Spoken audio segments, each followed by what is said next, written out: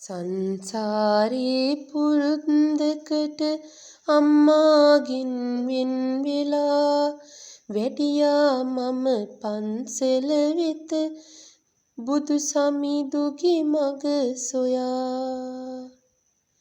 ජීවිතයේ අස්තිර බව දැනුණා බුදු හිමියනේ පියවර මනිමින් එක එක වඩිනෙමි බුදු මග අනේ. පැවිදි දිවියේ උතුම් සෙවන මෙමට හිමි වුණේ සැමට සෙවන සබා දෙන්න ඉන් හැකි වුණේ.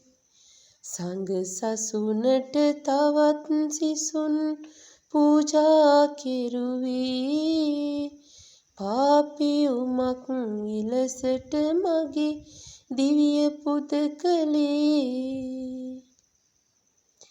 පිණිකහනේ මිනි පහනයි සමිත හිමියනේ මට දැනුනේ මගේ බුදු හිමි විලස හිමියනේ.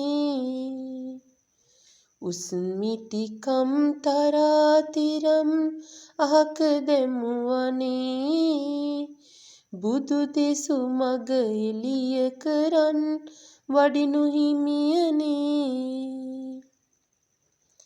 මේ කරුණා ගුණය හිමිගේ හැම දිනා සැනසුවේ රටට දැයට කළ මෙහෙවර කොතෙක් දැයි අනේ.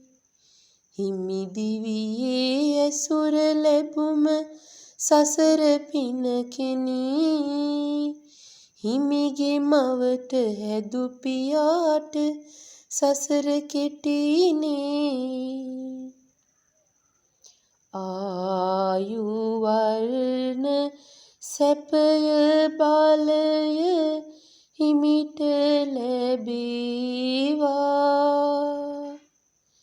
කිසිම විටක ලෙඩක් දුකක් හිමිට නොවේවා. ඇලීම් ගැලීම් බැඳීම් වලින් නිදහස් වේවා. උතුම් නිවනේ මන්මාවත් විවරණ වේවා. සමහර හමුවීම් ජීවිතයට හමුවන්නේ එකතු වන්නේ සංසාරේ පුරුද්දකට තමයි.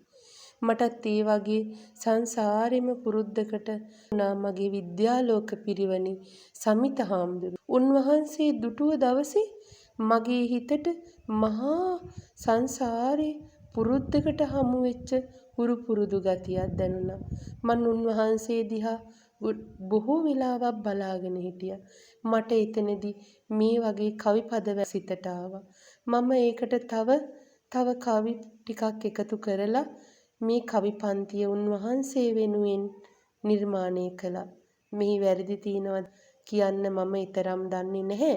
මගේ හිතට ගොඩ නැගුණු අදහස් හිතට ආව අදහස් ටික තමයි මේ කවියකට පෙරළුනේ.